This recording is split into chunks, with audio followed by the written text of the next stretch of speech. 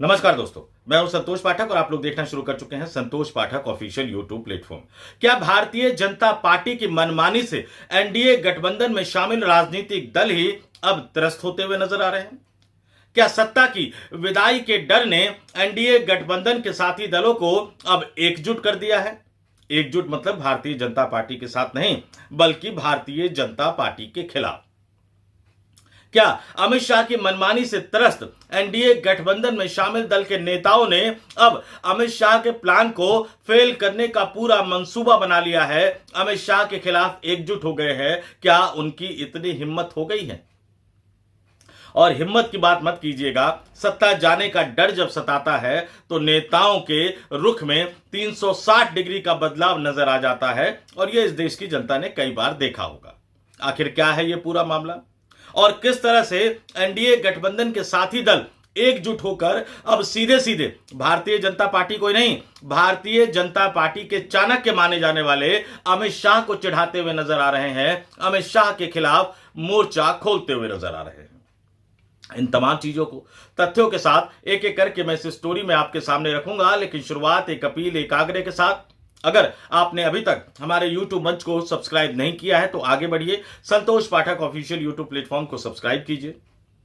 आप मेंबर के तौर पर भी हमारे प्लेटफॉर्म को ज्वाइन कर सकते हैं। 3 रुपए से भी कम का रोजाना का खर्च आता है, यानी 89 रुपए एक महीने का।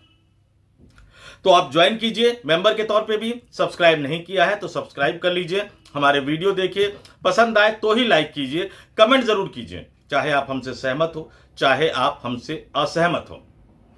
अपनी बातों को कमेंट के जरिए हम तक पहुंचाने की कोशिश जरूर कीजिएगा। अब आते हैं आज की स्टोरी पर, आज की इस बड़ी स्टोरी पर। राजनीति सुविधाओं का खेल है और इसलिए लोकसभा चुनाव के समय जो अमित शाह ताल ठोकते हुए नजर आते हैं कि लोकसभा चुनाव के बाद नरेंद्र मोदी ही प्रधानमंत्री बनेंगे, उस समय उनको याद नहीं आती कि प्रधानमंत्री चुनना सांसदों का विशेषाधिकार है, यानी सांसदों की बैठक होती है, संसदीय दल की बैठक होती है और फिर वो नेता चुनते हैं। लेकिन उस समय अमित शाह को ये प्रक्रिया याद नहीं आती और वो दम ठोक कर कहते हैं, बल्कि अब तो यहां तक भी कहते हैं वो कि 2024 में नहीं, उसी दौरान और उसके बाद भी 2029 में भी नरेंद्र मोदी ही एनडीए गठबंधन की तरफ से प्रधानमंत्री पद के उम्मीदवार होंगे। और वही अमित शाह बिहार के विधानसभा चुनाव के समय प्रक्रिया बताते हुए नजर आते हैं पत्रकारों को कि देखिए विधायक दल की बैठक होगी, एनडीए गठबंधन में शामिल जो विधायक दल, एनडीए गठबंधन से जो विधायक जीत कर आएंगे, उनके जो नेता बनेंगे वो मिलकर मुख्यमंत्री का चयन करेंगे, यानी नीतीश कुमार को मुख्यमंत्री का दावेदार उम्मीदवार बताने तक को तैयार नहीं है।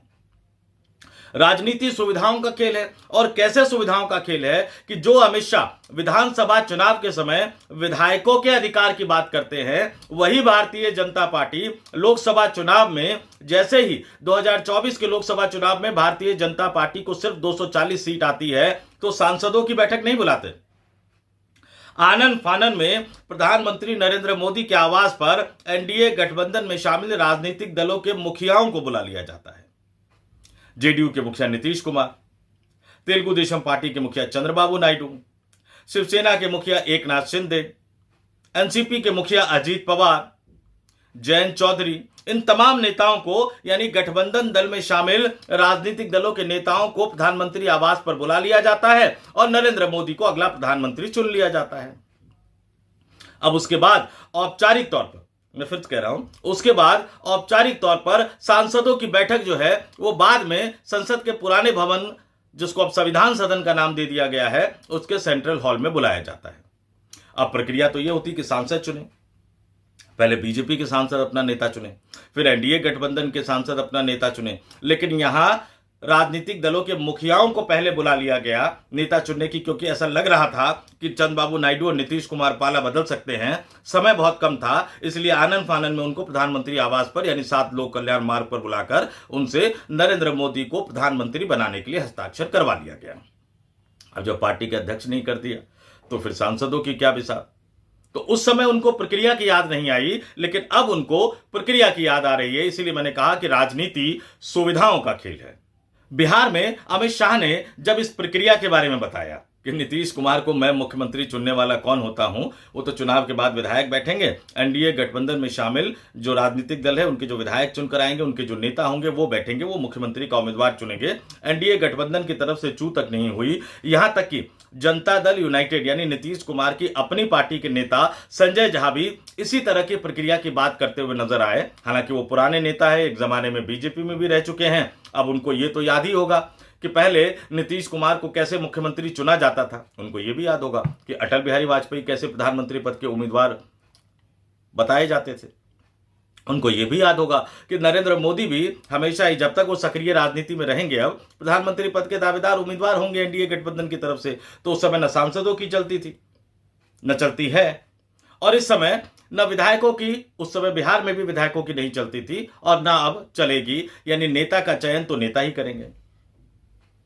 लेकिन संजय झा भी उसी प्रक्रिया की बात कर रहे हैं, यानी वो अमित शाह के सुर में सुर मिलाते हुए नजर आ रहे हैं। अब संजय झा को चुनाव तो लड़ना नहीं है, राज्यसभा के सांसद हैं, लेकिन जैसे ही एनडीए गठबंधन में शामिल राजनीतिक दलों ने अपने अपने उम्मीदवारों का नामांकन करवाया, उम्मीदवारों के साथ साथ उसमें परिवार भी जोड़ लीजिएगा, क्योंकि अपने अपने परिवार के सदस्यों को भी उन्होंने टिकट दिया है। और जैसे ही वो ग्राउंड जीरो पर गए, उनको समझ में आ गया, क्योंकि एनडीए गठबंधन में शामिल तमाम राजनीतिक दल जो हैं, बिहार का खासतौर से मैं जिक्र कर रहा हूं, वो दलितों और पिछड़ों की राजनीति के रहनुमा अपने आप को साबित करने की कोशिश करते हैं। तो जैसे ही वो ग्राउंड जीरो पर उतरे, उनको समझ में आ गया कि पिछड़ों की और दलितों की राजनीति करने वाले नीतीश कुमार को अगर मुख्यमंत्री पद का दावेदार, उम्मीदवार और चेहरा नहीं बनाया तो फिर उनको वोट नहीं मिलेंगे, उनके उम्मीदवार जीतेंगे नहीं, उनके रिश्तेदार जीतेंगे नहीं, उनका स्ट्राइक रेट खतरे में पड़ जाएगा। और जब उनके उम्मीदवार जीतेंगे नहीं तो राजनीति में उनका प्रभाव खत्म हो जाएगा। और वो भारतीय जनता पार्टी को, अमित शाह को अच्छी तरह से जानते हैं कि जो मजबूत नहीं वो बीजेपी के लिए जरूरी नहीं, जो उपयोगी नहीं उसकी जरूरत बीजेपी को भी नहीं है, जो राजनीतिक रूप से सक्षम नहीं है भारतीय जनता पार्टी को फायदा पहुंचाने में, भारतीय जनता पार्टी उनको अपने साथ क्यों रखेगी।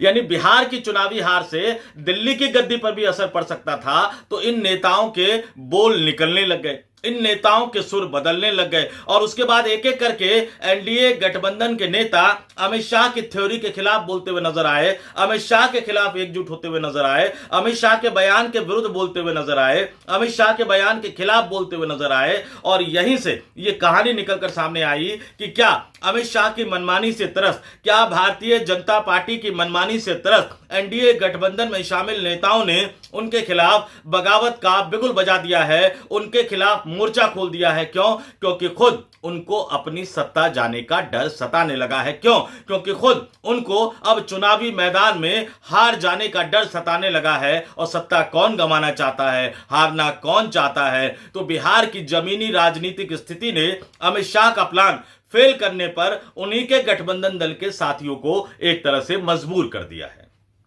और कैसे मजबूर कर दिया है यह जानना भी आपके लिए जरूरी है। एनडीए गठबंधन ने औपचारिक तौर पर मुख्यमंत्री पद के दावेदार और उम्मीदवार के नाम का ऐलान नहीं किया। नीतीश कुमार लगातार गुहार लगाते रहे, नीतीश कुमार के बेटे निशांत कुमार लगातार गुहार लगाते रहे प्रधानमंत्री नरेंद्र मोदी और अमित शाह से। बिहार विधानसभा चुनाव की घोषणा के बाद भी अमित शाह ने ऐलान नहीं किया। लेकिन सबसे पहले जीतन राम मांझी ने मोर्चा संभाला। उन पर आरोप लगते हैं अपने रिश्तेदारों को टिकट देने का, अपनी बहू को, अपनी समधन को 6 सीटें मिली उनको विधानसभा चुनाव में लड़ने के लिए। सबसे पहले जीतन राम मांझी ने बिगुल बजाया। उनके बेटे बिहार की नीतीश सरकार में मंत्री है, वो इकलौते सांसद होने के बावजूद केंद्र की नरेंद्र मोदी सरकार में मंत्री है। उन्होंने सीधे सीधे कह दिया कि बिहार में विधानसभा का चुनाव जीतना है तो नीतीश कुमार को मुख्यमंत्री पद का उम्मीदवार बनाकर विधानसभा चुनाव में जाना चाहिए। यानी जीतन राम मांझी सीधे सीधे ये कहते हुए नजर आ रहे हैं कि भैया बिहार में सरकार बचानी है, बिहार में सरकार फिर से बनानी है, तो अमित शाह के एजेंडे से काम नहीं चलेगा। आपको जनता दल यूनाइटेड के कोर वोटर के एजेंडे से सोचना होगा। यानी नीतीश कुमार को मुख्यमंत्री पद का उम्मीदवार घोषित करना होगा, तभी जाकर बिहार की बहुसंख्यक आबादी यानी पिछड़े, ओबीसी, ईबीसी यानी अन्य पिछड़े वर्ग के लोग, अत्यंत पिछड़े वर्ग के लोग, दलित, महादलित, इन तमाम लोगों का समर्थन तो तभी हासिल हो पाएगा जब उनके सामने मुख्यमंत्री पद के उम्मीदवार के तौर पर, दावेदार के तौर पर नीतीश कुमार का चेहरा होगा। और जीतन राम मांझी ने कोई एक बार यह बयान नहीं दिया, इसलिए स्लिप ऑफ टंग नहीं हो सकता या अचानक दिया गया बयान नहीं हो सकता। जीतन राम मांझी बार बार लगातार इस बात की वकालत करते हुए नजर आ रहे हैं कि नीतीश कुमार को मुख्यमंत्री पद का उम्मीदवार घोषित कर ही एनडीए को विधानसभा चुनाव के चुनावी मैदान में उतरना चाहिए। फिर चिराग पासवान के भी सुर बदलते हुए नजर आए। उन पर भी परिवारवाद के आरोप तो लगते ही रहे। इस बार भी उन्होंने टिकट दिया अपने परिवार के लोगों को।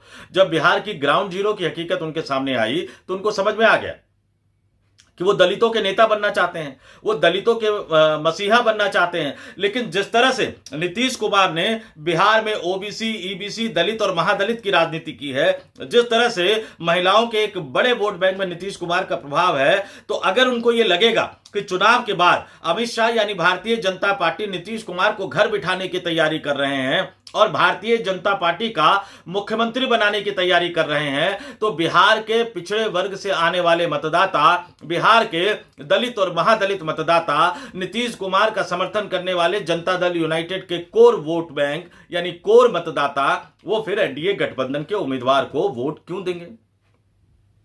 थोड़ा बहुत जहां जहां जनता दल यूनाइटेड के उम्मीदवार है वहां दे भी सकते हैं नीतीश कुमार के नाम पर, लेकिन वो बीजेपी के उम्मीदवार को वोट क्यों देंगे? वो चिराग पासवान के उम्मीदवार को वोट क्यों देंगे?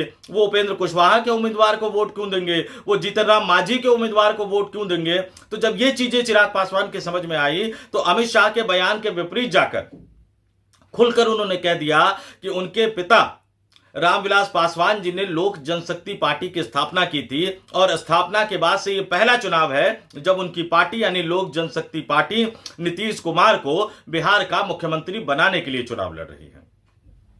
2005 में फरवरी अक्टूबर अलग होकर चुनाव लड़े, 2010 का उन्होंने जिक्र किया, 2015 का जिक्र किया, 2020 का जिक्र किया उन्होंने और यह बताया कि पहली बार उनकी पार्टी नीतीश कुमार को मुख्यमंत्री बनाने के लिए चुनाव लड़ रही है। यानी खुलकर चिराग पासवान ने यह कह दिया कि नीतीश कुमार को ही मुख्यमंत्री पद का उम्मीदवार दावेदार घोषित करना चाहिए। तो जीतन राम मांझी, चिराग पासवान और फिर उपेंद्र कुशवाहा भी उनके सुर में सुर मिलाते हुए नजर आए, सीधे सीधे ये कहते हुए नजर आए, सीधे सीधे इस बात की वकालत करते हुए नजर आए, सीधे सीधे अमित शाह के बयान को खारिज करते हुए नजर आए, सीधे सीधे अमित शाह की रणनीति को खारिज करते हुए नजर आए, सीधे सीधे अमित शाह के स्टैंड को खारिज करते हुए नजर आए। जो उपेंद्र कुशवाहा कुछ समय पहले तक उन्हीं अमित शाह से मिलकर संतुष्ट होते हुए नजर आ रहे थे, जब उनको 6 सीटें दी गई थी, नाराज थे, दिल्ली बिहार में उन्होंने कई तरह की बातें कह दी, बाद में उनको दिल्ली ले जाया गया, अमित शाह से मिलवाया गया।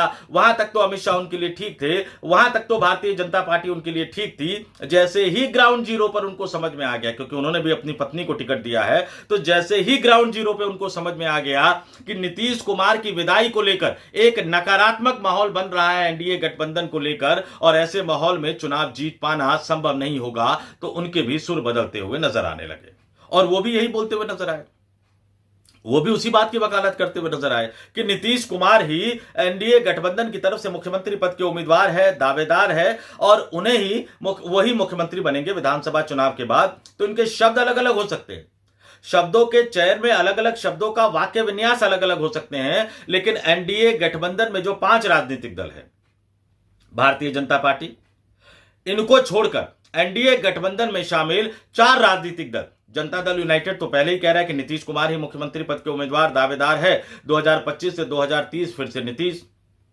और जब मैं जनता दल यूनाइटेड की बात कर रहा हूं तो इसमें से संजय झा को अलग कर दीजिए, राजीव रंजन सिंह और लल्लन सिंह को अलग कर दीजिए। संजय झा को तो कल भरे मंच पर नीतीश कुमार ने फटकार लगा दी थी।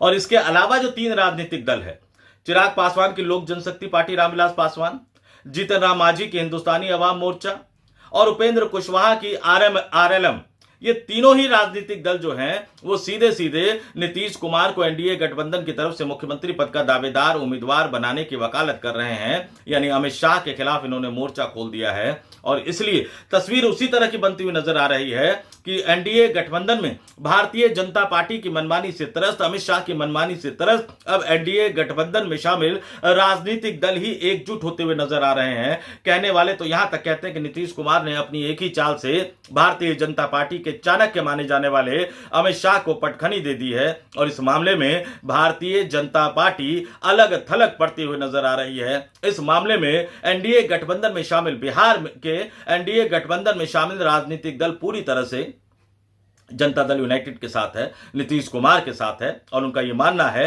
कि नीतीश कुमार को मुख्यमंत्री पद का उम्मीदवार घोषित करके ही एनडीए गठबंधन को विधानसभा चुनाव के चुनावी मैदान में जाना चाहिए और 2025 के विधानसभा चुनाव के बाद एनडीए गठबंधन को बहुमत मिलने पर नीतीश कुमार को ही मुख्यमंत्री बनाना चाहिए। अब देखते हैं एनडीए गठबंधन में शामिल राजनीतिक दलों की, सहयोगी राजनीतिक दलों की इस एकजुटता से भारतीय जनता पार्टी की परेशानी कितनी बढ़ती है। अमित शाह अब इसको काउंटर कैसे कर पाएंगे। हालांकि उन पर आरोप लगाए जाते हैं और जिस तरह से प्रशांत किशोर ने कल आरोप लगाया कि वोट चोरी, तो अब तक आपने सुना उम्मीदवार चोरी की बात कही जा रही है। वो सीधे सीधे कह रहे कि जन स्वराज के उम्मीदवारों को धमकाकर पर्चा वापस लेने के लिए मजबूर किया जा रहा है। और ये भी कह रहे हैं कि अगर कोई व्यापारी, अगर देश का गृह मंत्री उन्हें बुलाकर अपने साथ बिठा ले तो भला उसकी हिम्मत कैसे होगी कि वो नामांकन का पर्चा भरे। तो वोट चोरी के बाद अब उम्मीदवार चोरी, ये एक नया टर्म भी बिहार की राजनीति में आ गया है। तो बिहार की राजनीति इस देश को हमेशा से एक नया रास्ता दिखाती हुई नजर आ रही है। तो जिस तरह से बिहार में एनडीए के घटक दलों ने एक तरह से अमित शाह के खिलाफ ही मोर्चा खोल दिया है, तो क्या 14 नवंबर के बाद बिहार में कुछ अनोखा होने जा रहा है? क्योंकि बिहार में अगर कुछ भी गड़बड़ी हुई, नीतीश कुमार का मन बदल गया, नीतीश कुमार का मन एनडीए गठबंधन में नहीं लगा, या चुनाव के बाद इस तरह की परिस्थिति बनी कि बड़े आराम से जनता दल यूनाइटेड और राष्ट्रीय जनता दल मिलकर सरकार बना पाए, तो फिर नीतीश कुमार इंडिया गठबंधन के पाले में नजर आ सकते हैं। और जब इंडिया गठबंधन के पाले में नीतीश कुमार नजर आएंगे तो उनके 12 सांसद क्या करते हुए नजर आएंगे और ऐसे हालात में चंद्रबाबू नायडू क्या करेंगे, एकनाथ शिंदे क्या करेंगे। क्योंकि एनडीए गठबंधन में शामिल तमाम राजनीतिक दल, ये माना जाता है, ये कहा जाता है कि वो परेशान है बीजेपी की मनमानी से। तो क्या बिहार इस बार इस देश की राजनीति को ही नहीं बल्कि एनडीए गठबंधन में शामिल राजनीतिक दलों को भी एक नया रास्ता दिखाने जा रहा है? इंतजार करते हैं कि बिहार की जनता 6 नवंबर को और 11 नवंबर को अपने मतदान के जरिए क्या फैसला सुनाती है। और इस फैसले की जो जानकारी पूरी दुनिया के सामने काउंटिंग वाले दिन यानी 14 नवंबर को होगी। तो 14 नवंबर को क्या नतीजा आता है, इस बात का इंतजार करते हैं। लेकिन फिलहाल बीजेपी के घटक दलों ने यह बता दिया कि एनडीए गठबंधन में बीजेपी की मनमानी से वो सहमत नहीं है, अमित शाह की मनमानी से वो सहमत नहीं है। इसको लेकर आपका क्या मानना है? उपेंद्र कुशवाहा, जीतन राम मांझी और चिराग पासवान के बयान को लेकर आपका क्या मानना है? कमेंट करके हमें जरूर बताइएगा। बिहार की जनता का जनादेश इस बार किस तरफ जा रहा है? आपके हिसाब से जीतेगा कौन, हारेगा कौन, ये भी कमेंट करके हमें जरूर बताइएगा। तो इस वीडियो में इतना ही, मुझे दीजिए इजाजत। जाते जाते आपसे अपील करूंगा, वीडियो पसंद आया हो तो लाइक कीजिए, शेयर कीजिए, ज्यादा से ज्यादा लोगों तक पहुंचाइए। और जैसा कि मैंने अपील की, कमेंट करके अपने विचारों से हमें जरूर अवगत कराइएगा। और इसके साथ ही आपसे अपील करूंगा, आग्रह करूंगा, अगर आप नए दर्शक हैं यानी पहली बार अगर आप हमारा वीडियो देख रहे हैं तो हमारे इस YouTube प्लेटफॉर्म को सब्सक्राइब भी कीजिए। संतोष पाठक ऑफिशियल YouTube प्लेटफॉर्म को सब्सक्राइब कर लीजिए। और अगर आपका मन करे, आपकी इच्छा करे, तो आप हमारे इस YouTube मंच को ज्वाइन भी कर सकते हैं। तो इस वीडियो में इतना ही, मुझे यानी संतोष पाठक को दीजिए इजाजत। अब तमाम लोग देखते रहिए संतोष पाठक ऑफिशियल YouTube प्लेटफॉर्म। नमस्कार।